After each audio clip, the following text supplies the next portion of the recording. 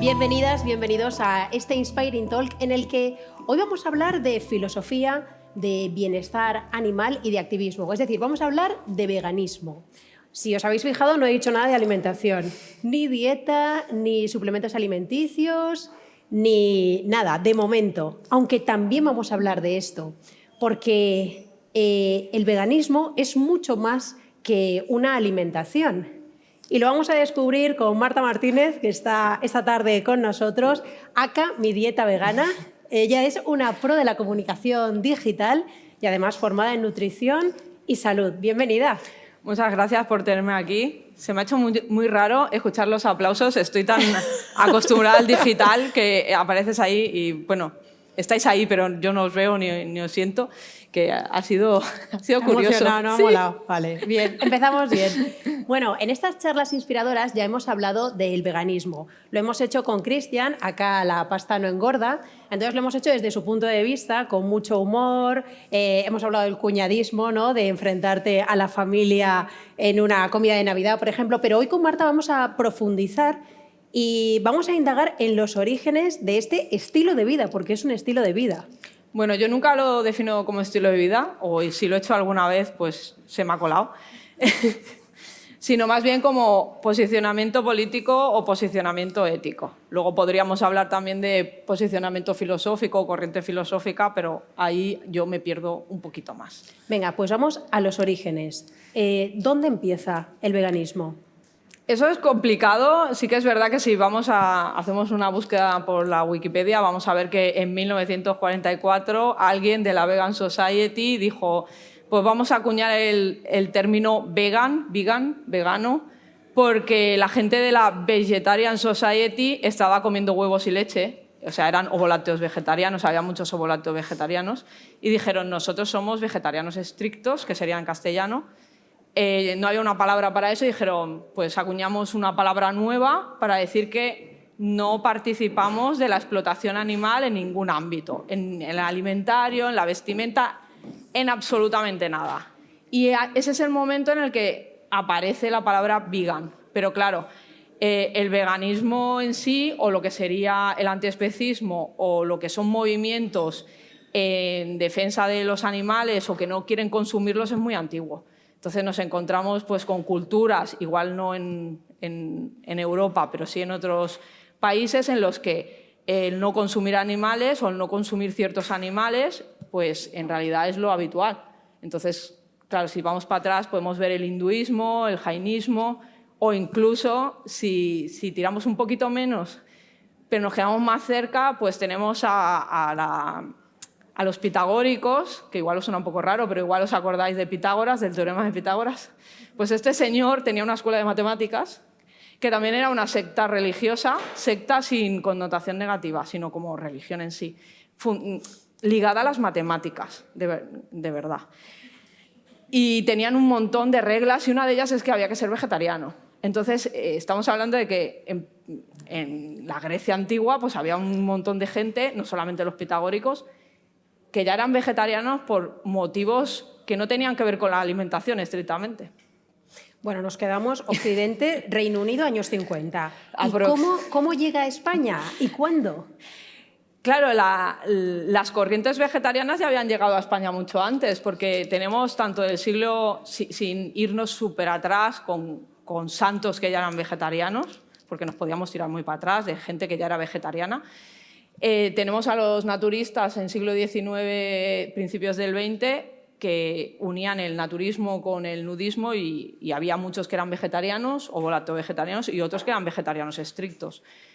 Pero el veganismo en sí aquí llega más tarde, normalmente llega pues, a través de subculturas o de minorías culturales, vamos a decirlo así. Y la palabra yo creo que no se hace conocida por la gente, sobre todo el palabro, el veganismo, vegano, hasta que empieza a aparecer en los medios de comunicación. Eso no quiere decir que no hubiera personas veganas, pero tú decías que eras vegano y nadie sabía qué era. O decías que era vegetariano y la gente tampoco lo acaba de entender, o sea, era todo muy problemático. Y se empieza a relacionar con dietas de adelgazamiento. Porque es cuando sale Beyoncé diciendo que está haciendo una dieta vegana, que Beyoncé sabemos que no es vegana, no es una cosa extraña, o sea, Beyoncé nunca ha sido vegana, pero sí que es verdad que ha llevado dietas vegetarianas estrictas para estar en forma para los conciertos.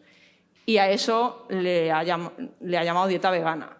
Y eso empieza a aparecer en la prensa rosa y en los programas del corazón como una cosa habitual, con lo cual se relaciona el comer vegano, verde, saludable, ensalada, poco, adelgazar, como un uno, que en realidad pues, no son cosas coincidentes en realidad, pero es como la imagen que se queda en la población general, no en la población vegana, ni en la población vegetariana, ni en mucha otra gente que ya sabe de qué va, sino en la población general que nunca había tenido contacto con una persona vegana o vegetariana, sino que lo ha visto en la tele en el programa de Ana Rosa.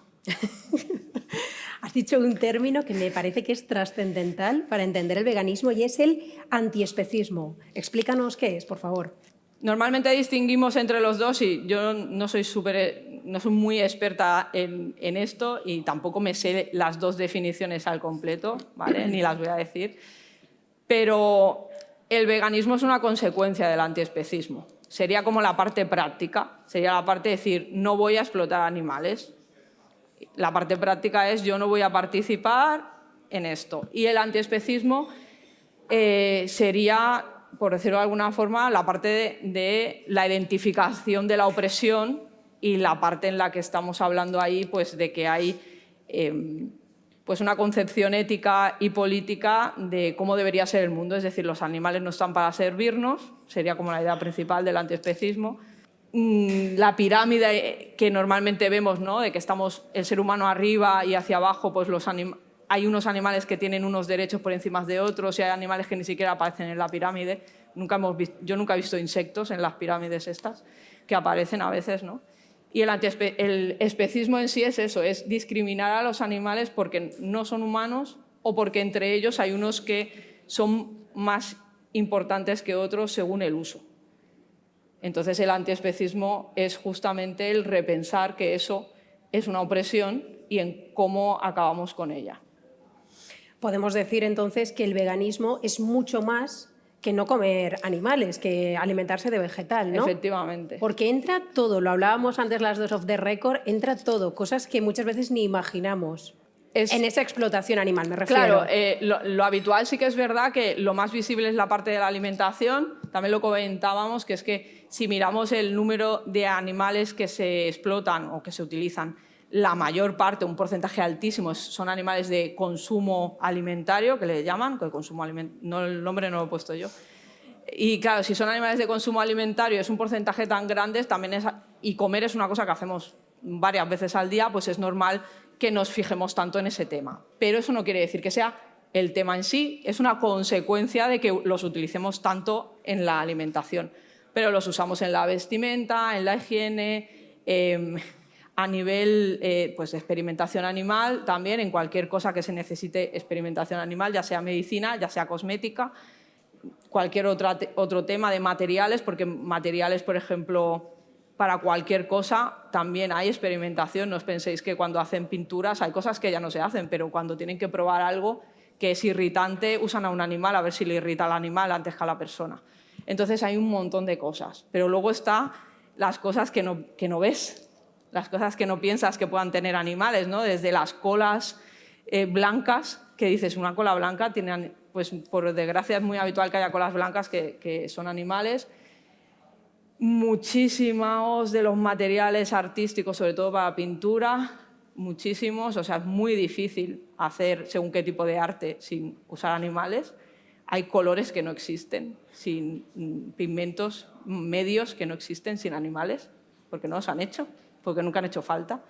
Entonces, son cosas que no las vemos, porque de normal, si tú no estás en ese medio, no lo sabes. Yo creo que a mí lo que más me ha chocado con este tema ha sido hablar con gente que se dedica a la música clásica y que tiene verdaderos problemas dependiendo de qué tipo de instrumento tiene para encontrar, pues, yo no sé. ¿El instrumento en sí? No es el instrumento. A veces la fabricación, ¿no? A veces es una parte del instrumento, a veces es algo en concreto para lo que sea, pero que es que nunca se ha hecho de sintético, no, o nunca se ha hecho sintético de calidad. Y si tú estás en una orquesta, tú necesitas llegar a ese nivel de performance. Tú no puedes decir, no, yo soy vegano. O sea, y es muy complejo. Y hay gente que tiene problemas éticos y problemas consigo mismo porque han hecho el cambio y tienen una carrera. Y que, claro, es un dilema que se les hace muy duro y que se están un poco solos porque, claro, en su entorno les dicen, ¿pero qué dicen, no? O sea... Es muy complicado, además, antes hablábamos de que, bueno, ¿y tú cómo lo reconoces? ¿Miras las etiquetas? No, porque tampoco aparece en el etiquetado, ¿no? Claro, esto lo hablábamos porque sí que es verdad que en alimentación los ingredientes tienen que estar porque hay una legislación muy clara y aún así a veces sabemos que en una carta a un restaurante podemos tener un disgusto, eso es así, pero luego todo lo que no son ingredientes pero son procesos, pues no tienen que... Si no hay una legislación que obliga, no aparece. ¿Y eso qué quiere decir? Que hay vinos que no son veganos, hay cervezas, hay cavas, hay vermuts que no son veganos, porque en uno de los procesos se ha utilizado un ingrediente de origen animal. Lo que pasa es que ese ingrediente no queda. O sea, es un material, es un ingrediente, pero del proceso, no del resultado. Con lo cual no es un alérgeno, con lo cual no nos aparece. Entonces... Por eso yo entiendo que puede resultar muy gracioso decir vinos veganos. En esto también, pues es que claro, no es cosa nuestra, es que ha habido el uso de algo de origen animal ahí. Pero también nos puede pasar, por ejemplo, que pensemos, pues voy a comprar esto de este huerto ecológico y que estén usando tracción a sangre.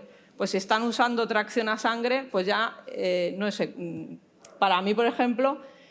pues no elegiría ese, iría a otro que no usa la tracción a sangre. Tracción a sangre, como es una cosa que se ha quedado tan antigua, pero que por desgracia se está recuperando, es cuando utilizan mulas, bueyes, animales de carga, burros, caballos. Eso es tracción a sangre, ¿no? El old school, lo de toda la vida. El arrastre. El arrastre con el animal. Pues claro, eso se está recuperando, entonces eso quiere decir que yo, por ejemplo, yo me fijo en eso, pero... No todo el mundo tiene por qué tener tiempo para fijarnos en estas cosas, ¿eh? Yo entiendo que no solamente no todo el mundo puede, sino que es un privilegio que haya personas que nos podamos dedicar a investigar a esos niveles porque es complicado, es gastar un montón de tiempo de tu vida en eso. En tu caso, ¿cómo entras en el veganismo? ¿Cómo empieza todo? Es complicado porque yo he sufrido fases, pero mis recuerdos son, sobre todo de pequeña, de no estar muy de acuerdo con el tema, no de comerme a los animales en sí, porque disociaba completamente, entonces como que tenía un poco la parte esta del daño a los animales y la comida como muy separada, pero hubo un par de momentos escolares de estos que tienes que manipular trozos de animales, corazón, pulmón, no sé si alguno ha tenido que hacer ese tipo de cosas en el cole, que a mí ahí me dije, esto tiene que haber una solución a esto. O sea, esto no me ha gustado, esto se parece mucho al de las personas, o sea, yo ahí dije, esto es un igual prácticamente. Pero yo no conocía a nadie que fuera vegetariano, ni vegano, ni sabía que eso existía, de hecho. Y entonces entro en la universidad y resulta que había gente que era vegetariana y dije, porque yo soy un poco así, pues si esta gente puede, pues yo también. Y entonces llegué a casa y le dije a mi madre, pues hoy no voy a cenar jamón. Así, ¿eh? Porque sí, siempre he sido muy fácil yo en casa. y así fue. O sea, evidentemente eso, hubo muchas discusiones y hubo un tránsito, eso no fue de un día para otro. Yo podría querer que fuera así, pero no fue. Y eso no fue porque sí, o sea, eso fue porque no solamente entré en la universidad, sino que yo entré en la escena punk rock de Barcelona, había muchísima gente vegetariana y vegana y la mitad de mis amigos eran y son vegetarianos o veganos, con lo cual yo podía tener como, pues eso, una burbuja, porque el resto de la clase o el resto de mi familia o después cuando he ido a trabajar, pues la gente no era vegetariana ni vegana, pero en mi entorno, ser vegano o ser vegetariano, pues era una cosa que estaba normalizada, no era extraño. O sea, eras uno más, sin más. Entonces eso evidentemente para mí pues fue una ayuda porque yo siempre he tenido gente más mayor que yo y con más experiencia que yo y que ha hecho seitán antes que yo y que se ha comido el tempe antes que yo y ha hecho todo antes que yo y he podido preguntar. Qué suerte porque has tenido referentes, ¿no? Efectivamente. Y tú ahora te has convertido en un referente. A mí, sí, y no voluntariamente, ¿eh? No es una cosa buscada, ya os lo digo. No tenía yo esta intención en ningún momento. De la manera más random total creas esa cuenta de Instagram. Ahora nos explicas cómo. Pues, claro, en realidad llevaba muy poquito tiempo como vegana. Yo soy vegetariana desde los 19 y estuve como 10 o 12 años, no sé, no cuento, aprox, unos 12 años vegetariana y ahora tengo 43 y llevo unos 10, 12 años, o sea, llevo ya más de la mitad de mi vida con este tema así, ¿no?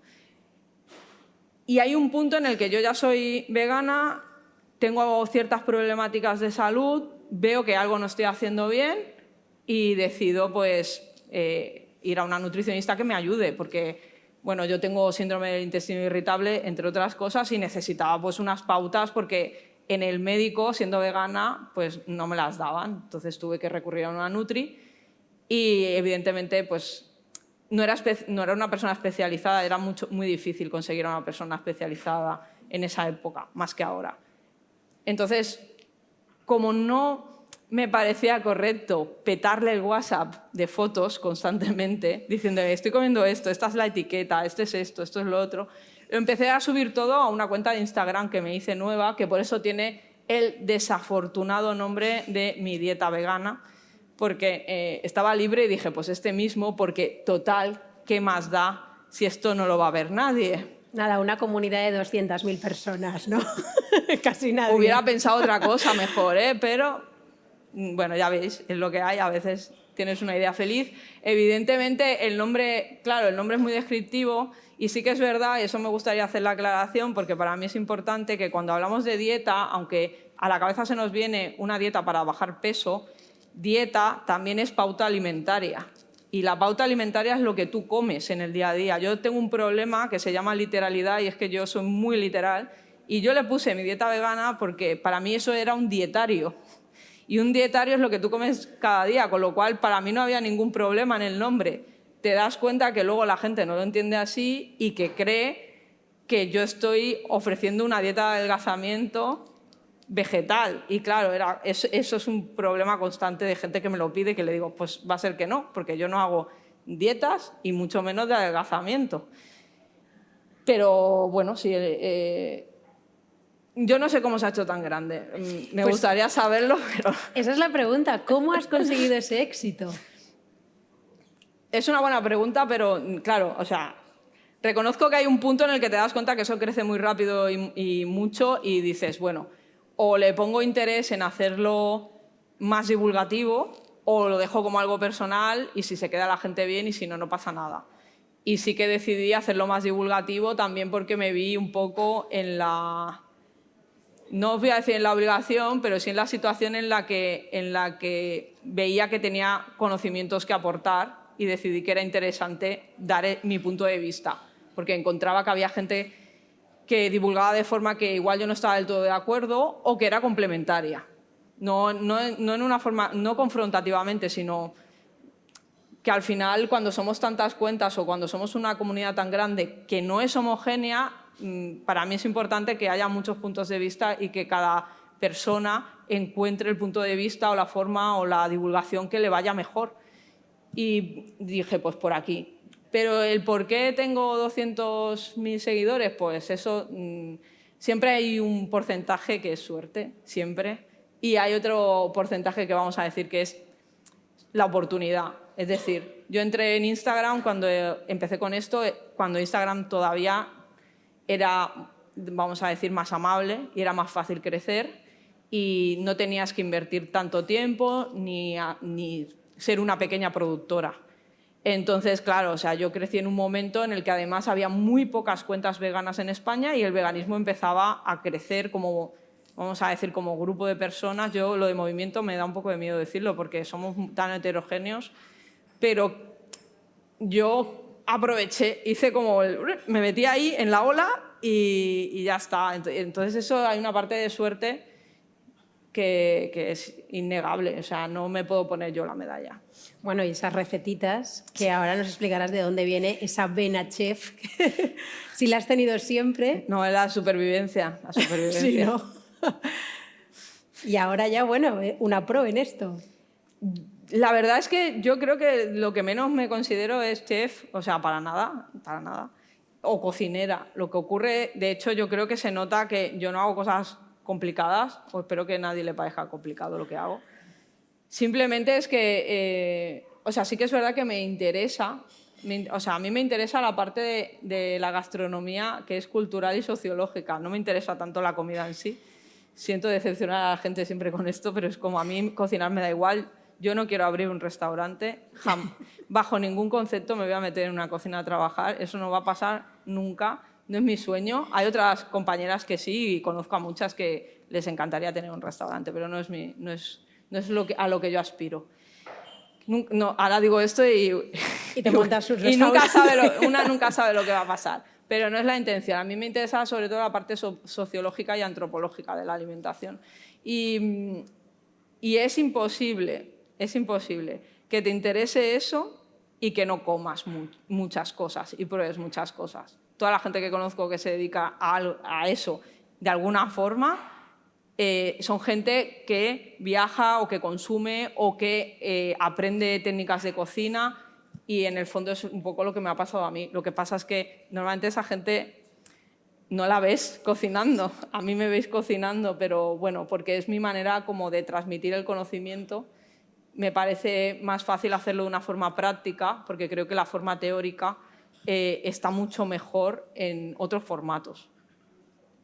Creo que hay la parte teórica del veganismo, del antiespecismo, incluso algunas técnicas de cocina, a mí en un reel pues se me queda muy corto, o sea, yo no sabría meterlo, pero explicar una pincelada, una cosa, sí. Has publicado varios libros de recetas y hay uno que se ha convertido en un manual, es La guía para el vegano imperfecto. ¿Qué encontramos aquí? Pues ese libro creo que va por la 4ª edición ya, y hay un montón de ellos que están viviendo en Sudamérica, en Latinoamérica, en Estados Unidos. No sé cómo he llegado a la biblioteca de Brooklyn, pero ahí tienen un par de ejemplares. Me hace mucha gracia irme a buscar en los sistemas de bibliotecas de fuera del país. Es una cosa que hago. Pero es un libro, claro, es un libro que la idea no era que fuera un libro de cocina, porque al final, ahora todavía más hay más libros y está bien, es decir, porque hay muchos libros de veganizar recetas, de postres, de cocinas del mundo, de cocinas, vamos a decir, de otras culturas.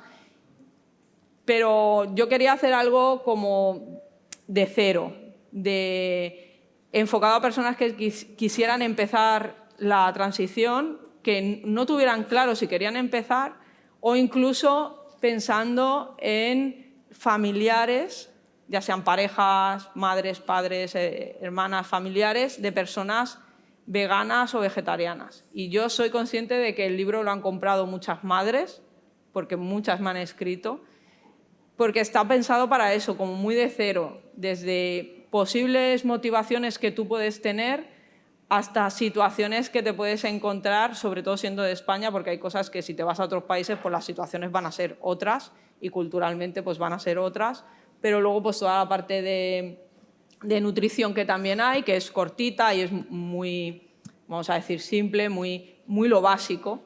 Está pensado como para ser lo básico de cada tema y que sea un libro de consulta. No es un libro que te tengas que leer del inicio a fin. De hecho, hay cosas, las recetas no te las vas a leer, como mucho las vas a hacer, y no las vas a hacer todas, evidentemente. Pero es un libro como de consulta, de que tú abres, buscas, te dejas una marca en algún sitio y siempre puedes volver. Antes hablábamos de que, bueno, pues 10-12 años siendo vegana, da igual la fecha, pero lo cierto es que en España en ese momento fuiste una pionera y ahora parece que el veganismo está de moda. ¿Lo ves así? ¿Qué te parece? Claro, yo no creo que sea una moda, porque o sea, yo distingo mucho entre moda y tendencia, porque tengo una amiga que es cool hunter y es muy pesada con ese tema, y yo creo que es una tendencia. Las tendencias no son cosas que desaparezcan, las modas sí. La moda es se pone una cosa de moda, está un tiempo y desaparece. La tendencia es todo lo contrario. En este caso es una tendencia al alza y yo creo que no hemos tocado techo todavía. Entonces no es una moda, no es algo que vaya a pasar, no es algo que mañana la gente que somos veganas, pues ya no soy vegana, ahora soy otra cosa, ¿no? Siempre hay alguien que puede hacer eso, ¿eh? Quiero decir, no estoy diciendo que haya gente que no vaya y venga, o sea, nada que ver. Todo el mundo, al final son, por estas cosas, tú te autoidentificas con una etiqueta, es una decisión, ¿no? Pero no es una tendencia que vaya a desaparecer o que vaya a ir a la baja. Nosotros en España tenemos todavía mucho techo, o sea, está muy lejos el límite todavía. Es curioso porque hay datos que dicen que somos, pues creo que el primer país en Europa de consumo de carne, pero a la vez cada vez crece más la gente vegetariana y el veganismo. O sea, que es un contraste. Claro, es que al final una cosa es la producción, porque producimos para muchos países, no solamente para España, con lo cual somos líderes de la producción de algunos animales en Europa. Y por otro lado está el consumo de carne a nivel individual de la gente que consume carne, que es verdad que en España es 5 veces, no sé, una burrada de veces más de lo que recomienda la OMS. Vamos a decir 5 porque a veces leo 4, a veces 7 y como esto depende un poco del año. Pero sí que es cierto, estamos hablando de o sea, ya no es que lo doblemos, es que está muy multiplicado.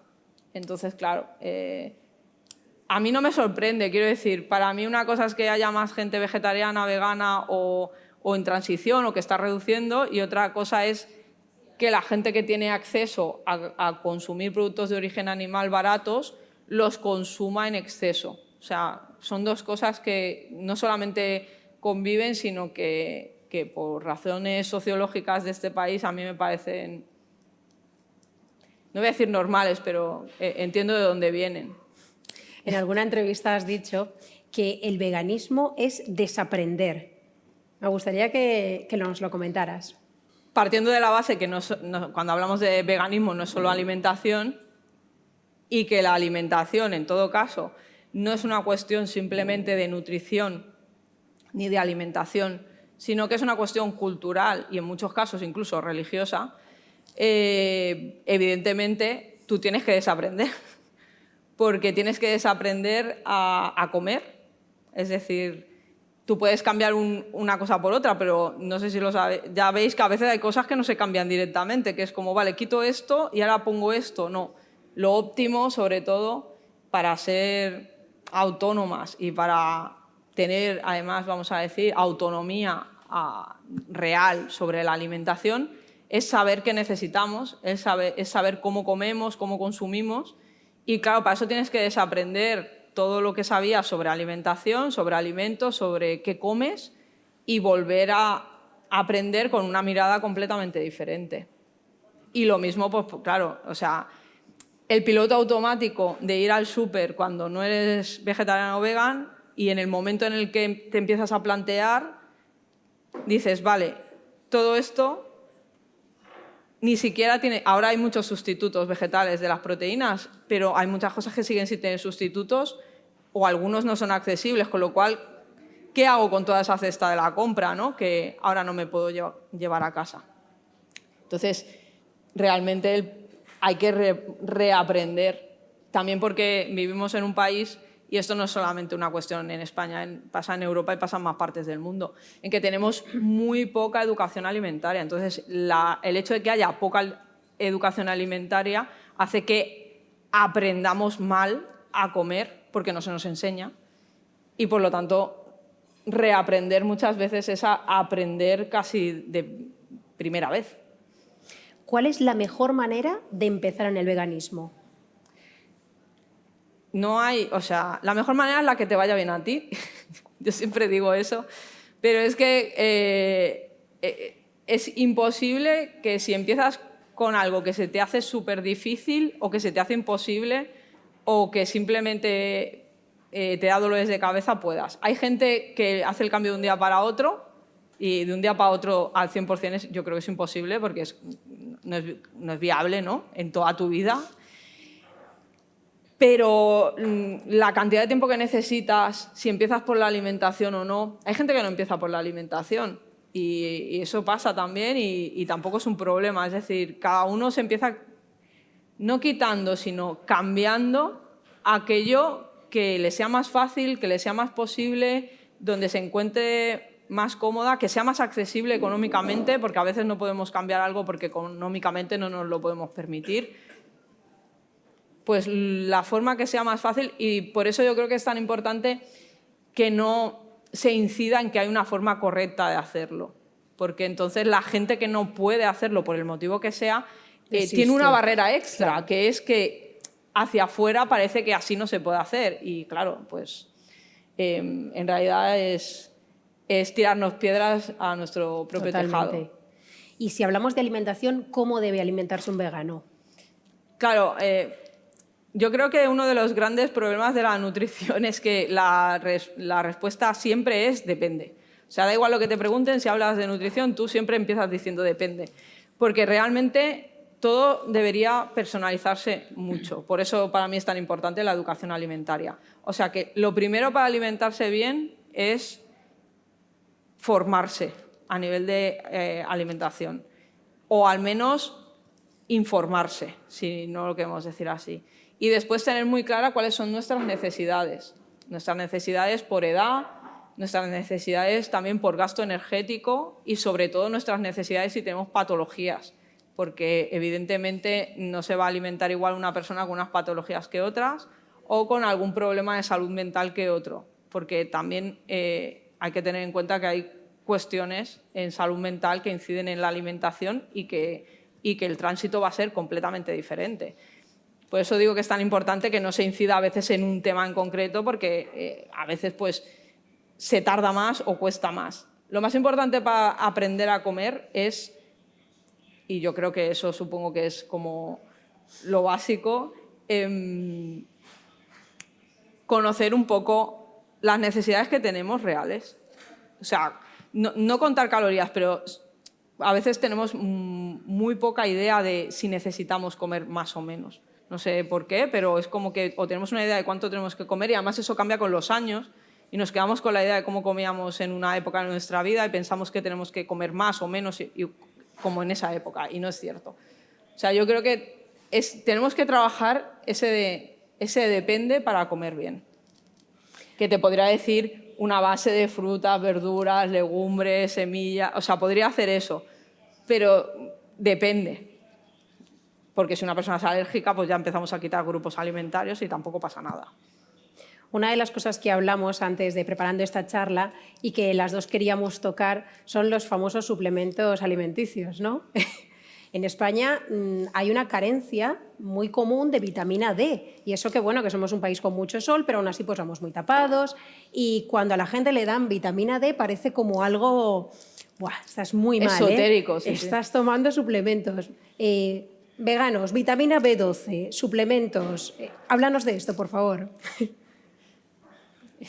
Claro, es que esto es lo de siempre, ¿no? Está muy mal visto y en otros países es como algo súper normalizado. El tema de la vitamina D, nosotros la prevalencia última, creo que es del año pasado, además, 2021, creo que es diciembre de 2021, el último estudio, y no recuerdo bien, pero era más del 40% de personas en edad adulta, población general adulta, sin patologías previas, con deficiencia de vitamina D. O sea, como en otros países que están más para arriba, ¿no? Y en otros países que tienen una prevalencia que igual no es del 40, igual es del 60, pero que andamos por unos números similares, sí que es verdad que en Suecia, por ejemplo, pues en invierno pues, no es del 60, es todo el mundo, todo el rato, porque no hay sol.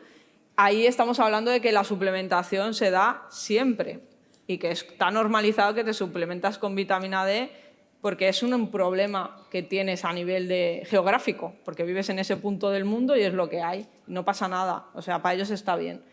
En el caso de las personas veganas, pues lo que nos pasa a toda la población veggie, es decir, desde ovo-lácteo vegetariano a vegetariano estricto, vegana, lo que sea, todos, es que nos tenemos que suplementar con B12.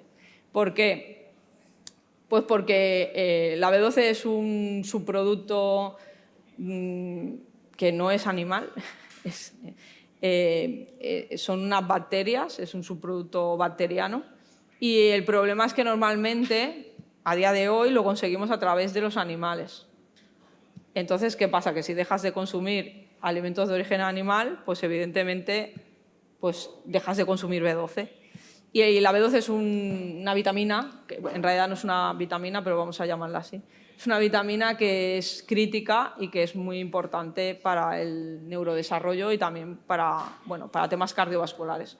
Con lo cual, tenemos que suplementarnos sí o sí.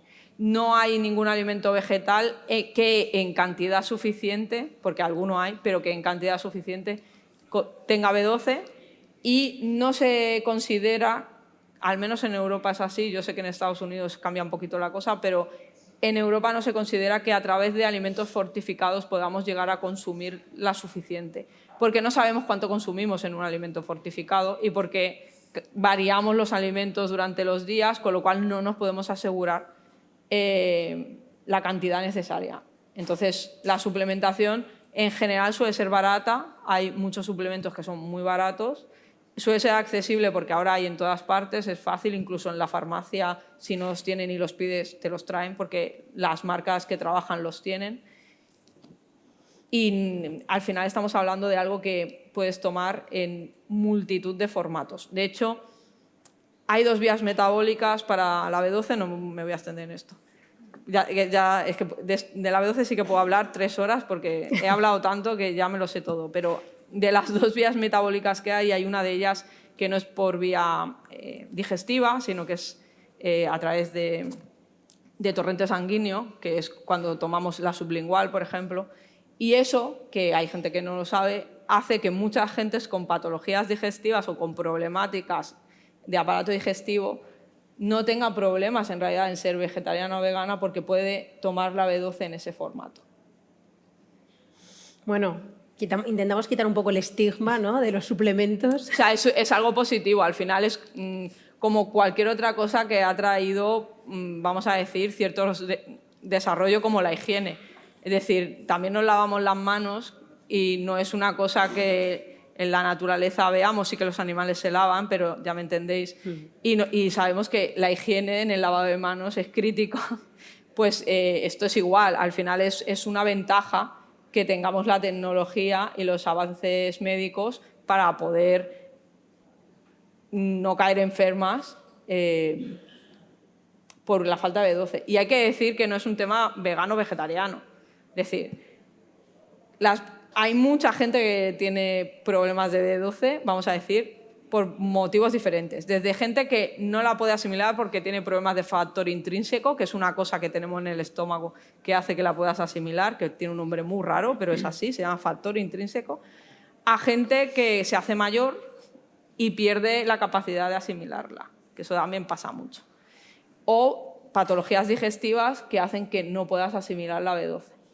Que ahí ya entramos en un abanico amplio. Con lo cual no estamos hablando de que sea un problema vegano, y lo digo así porque a veces es como la B12 que es el problema vegano, sino que ahora mismo, para mí, bajo mi punto de vista, es un problema de salud a nivel estatal que no se está tomando en cuenta porque a nadie de más de 50 años le miran la B12 en las analíticas y, sin embargo, es algo que se debería de hacer. Abrimos otro melón. La Organización Mundial de la Salud invitaba a comer menos carne roja y carne procesada para evitar ciertas enfermedades. Entonces, mi pregunta es, ¿se están dando pasos políticos, económicos para que esto cambie? A ver, se están dando pasos, no podemos decir que no porque se está haciendo, ¿eh? Que los pasos son, podríamos decir, insignificantes, pues sí, son insignificantes al nivel en el que estamos ya, con los años que hace que se sabe. Es decir, hay categorías de alimentos que se han considerado carcinógenos de hace mucho tiempo y siguen sin tener ningún tipo de problemática y siguen estando subvencionados, de hecho. Entonces, el problema es ese, que sí que es cierto que en los últimos años, muy poquitos, se han empezado a decir cosas porque hemos visto que el Ministerio de Consumo pues, ha hecho declaraciones al respecto de rebajar el consumo de carne. O sea, no podemos decir que no lo han hecho. Pero al mismo tiempo pues, tenemos al Ministerio de Agricultura pues, pues yendo para el otro lado, en la dirección contraria. Entonces hay muy poca financiación, por ejemplo, de I+D en carnes vegetales en España. Hay otros países que están apostando a tope. Aquí, a nivel estatal, yo no conozco que se esté haciendo a nivel estatal. Sé que se está haciendo en algunas comunidades autónomas. Sé que en Cataluña hay un instituto de investigación que sí está apoyando a empresas de proteínas vegetales, que lo sepáis. O sea, esto está pasando a día de hoy. Y es uno de los temas, además, que se están tratando a nivel estructural, pero estamos hablando de cosas muy incipientes y las ayudas al sector cárnico y lácteo nos han tocado. O sea, no es que haya un trasvase, es que aquello sigue estando y el resto tenemos las migajas, literalmente. Bueno, lo que está claro es que se necesita un cambio de mentalidad, ¿no? Que tiene que llegar a todos los extractos de la sociedad. ¿Pero cómo? Más información en prensa, en medios de comunicación, exigir menús en instituciones públicas, veganos, vegetarianos. ¿Cuál es la fórmula para normalizarlo? No, yo no creo que haya una fórmula, pero sí que es verdad que se nota muchísimo A ver, para empezar, la masa crítica que haya de personas que quieran el cambio. Evidentemente, si hay una masa crítica de personas y esa masa crítica va creciendo, pues las instituciones llegan a un punto en el que pues no puedes... Ya el elefante en la habitación ya no es un elefante, son 5 y ya, pues ya tienes que hacer algo. Pero tenemos que pensar que la cantidad de gente o la masa crítica que tenemos aquí es muy inferior a la que podemos tener, por ejemplo, en Inglaterra. Y claro, podemos ver avances en otros países, pero que llevan mucho tiempo vamos a decir, de ventaja. También es verdad que nos podemos copiar de ellos. Quiero decir, cuando ya ves que hay gente haciendo otras cosas, pues puedes aprovechar que hay gente que ha llegado antes y coger las cosas buenas o incluso aprender de los errores que hayan tenido. Yo, sinceramente, creo que hay una necesidad grande de que se hagan cosas a nivel estatal y de que se consigan cosas a nivel estatal, evidentemente, mediante grupos de presión también a nivel de la sociedad civil, porque si no es muy difícil el cambio. Pero si necesitamos menús en comedores públicos, por ejemplo, o menús en hospitales, pues eso pasa por una parte de sociedad civil, pero hay otra que es la administración sí o sí. No. Y además es que hay gente que cuando se encuentra esas dificultades tiene muchas otras problemáticas en su vida y no puede a veces decir otra lucha más. Entonces, ir rebajando, vamos a decir, el acceso a tener una alimentación vegetal, si lo eliges, pues es uno de los temas. Evidentemente, es que, claro, en Cataluña las cosas son un poco diferentes porque aquí, por ejemplo, en tema de comedores escolares estamos mejor que en otras comunidades autónomas, precisamente porque además los padres y las madres y las familias se pueden agarrar a que la documentación que hay sobre cómo tiene que ser un comedor escolar incluye la dieta vegetariana y vegana. Entonces, cuando es la administración la que te está diciendo que eso puede ser, el colegio no te puede decir que no puede ser, porque salud te está diciendo que sí. Entonces, por eso para mí es tan importante no hacer solamente cambios a nivel individual, sino presionar a la administración y a los estamentos que sean necesarios, porque es ahí donde podemos hacer leyes para todos, no solamente conseguir algo para mí, que está muy bien, pero que soy yo sola o mi familia o mi entorno pequeñito, que es una burbuja, sino conseguir cosas a nivel de comunidad autónoma o de Estado. Hablábamos de un concepto que me gusta mucho y me gustaría que lo compartieras, que es el carnismo, que yo creo que tenemos, ¿no?, un poco de carnismo en España, como que... Bueno, perdón, adelante. Cuéntanos. No, sí. A ver, el término no es mío, o sea, es de la doctora Melanie Joy. Hay un libro en el que creo que lo explica muy bien, que es ese de cómo amamos a los perros, nos comemos, no me acuerdo a qué, y nos vestimos con las vacas, creo que nos comemos a los cerdos, dice. Yo es que me quedé con el cómo amamos a los perros y yo el resto ya como que lo tengo ahí. El libro es muy iba a decir viejo, no. El libro es un clásico, en realidad es un clásico y sigue estando vigente. Y bueno, ella se dedica a la divulgación y es una pensadora. Entonces, ella acuñó el término carnismo por eso que se dice tanto de que lo que no nombramos no existe. Y eso a veces es para lo malo, ¿no? No lo nombras, no existe, queda tapado. Pero también es cuando hay una estructura general que es lo normal, y digo lo normal con todas las comillas, y tú te opones, a ti te ponen una etiqueta, ¿no? Entonces, tú eres vegetariana, tú eres vegana y el resto son omnívoros. Pero claro, omnívoros somos todos, porque omnívoro es una cosa que naces omnívoro, no puedes elegir. Como persona humana del género que somos, del género de la raza y tal y cual, empezamos con Homo sapiens omnívoro, es lo que nos ha tocado. Pero claro, eso no es descriptivo, eso no está opuesto al vegetarianismo o al veganismo, eso no está opuesto al antiespecismo. Entonces Melanie Joy lo que hace es categorizar el sistema de opresión de los animales en nuestra sociedad como carnismo y cómo el carnismo explica por qué vemos bien el comer carne. No va más ella no es que no quiere ir más allá, en realidad lo que hace es acotar para decir por qué hay todo un sistema, ya no solo que veamos bien, sino que incluso glamorizamos la carne, hay todo un sistema pues, de pensamiento alrededor de qué significa comer carne y cómo comer carne es poder y cómo comer carne es riqueza, ¿no? Entonces, a partir de ahí ella lo explica mucho mejor que yo, evidentemente. Pero para mí es importante tener esto a veces en mente, no para utilizar como carta al contrario, sino también nosotros para entender que no es lo normal. Es que es un sistema de pensamiento que tiene sus reglas y que nosotros estamos confrontando. Que eso no quiere decir que nos tengamos que confrontar persona con persona, sino que estamos confrontando sistemas de pensamiento. ¿Qué es lo más difícil de ser vegana? Hombre, yo supongo que esto cada persona diría una cosa diferente, pero yo creo que es pues el vivir en una sociedad que no sea vegana. O sea, al final alguien te puede decir, pues las navidades o las discusiones con la familia o tal.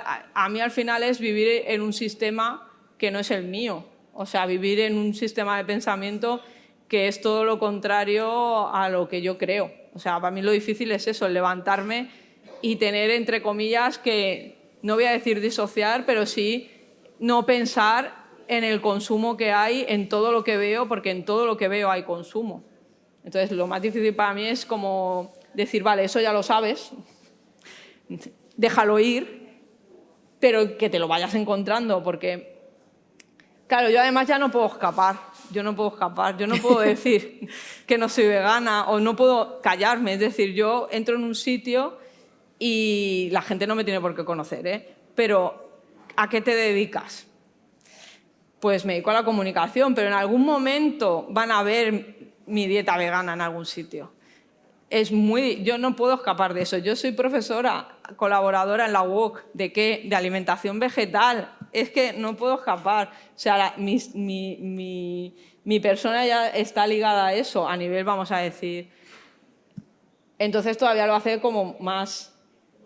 O sea, es más confrontativo, porque cuando dices que eres vegano, que eso lo estábamos hablando también antes, tú cuando estás diciendo yo no oprimo a los animales, también estás señalando al otro. Estás señalando que hay una opresión en el otro lado y estás poniendo al otro en el otro lado. Involuntariamente, porque no es que le estés diciendo nada a la otra persona, ¿no? Pero lo estás haciendo, entonces.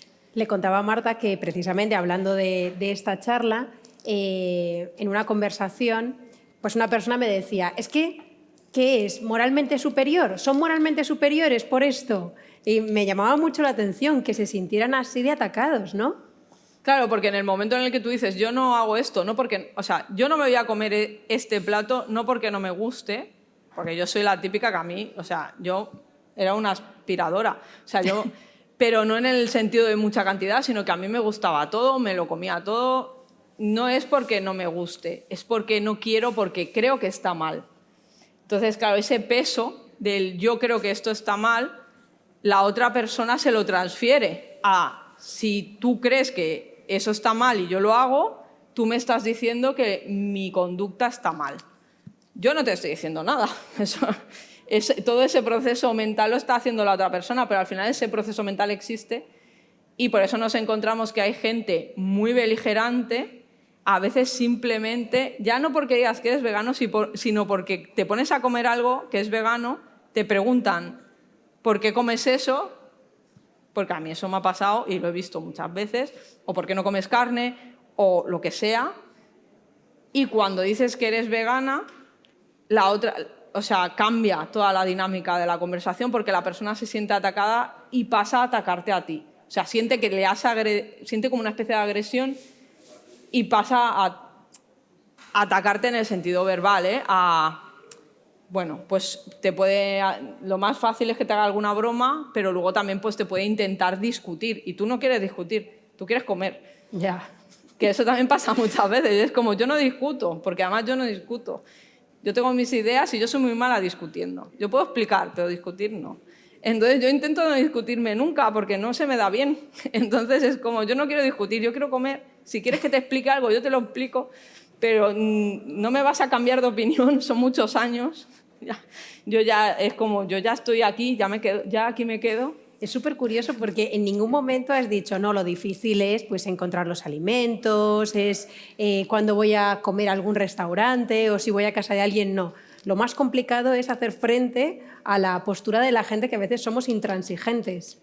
Claro, porque al final lo que depende de mí, por cómo soy yo, yo lo que depende de mí me lo gestiono yo, porque tengo necesidad de anticipación. Entonces, como persona que necesita anticiparse mucho, yo me lo preparo todo tanto, igual un poco demasiado, pero a mí eso me ha funcionado siempre muy bien y eso hace que yo no llegue a los sitios y no sepa qué pasa, ni qué hacer. Yo siempre voy preparadísima, un poco de más, pero preparadísima.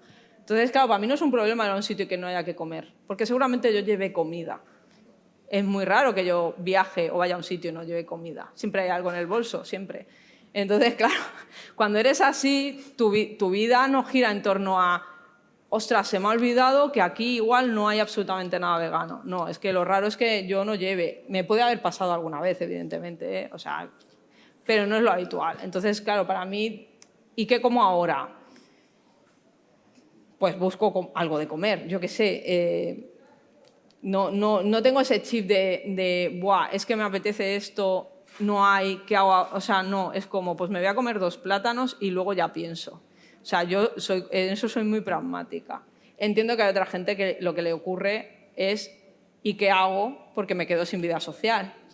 Pero como he dicho antes, no era mi caso, porque en mi entorno hay mucha gente vegetariana, vegana. Es muy difícil que yo salga con amigas y no haya nada para comer para mí, porque tampoco comen ellas. Entonces, claro, estamos en otra situación. Yo estoy en otra situación.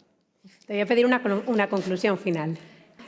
No sé, yo creo que al final, cuando estamos hablando de antiespecismo y de veganismo, entiendo que hay una sensación de urgencia constante, pero esto es una carrera de fondo y como todos los fondistas nos tenemos que guardar fuerzas para el final. Así que, pues eso, que hay que cuidarse y guardarse fuerzas para todas las etapas de la carrera. Gracias por inspirarnos y compartir tu experiencia y conocimiento. Muchísimas gracias, Marta. Gracias a vosotros.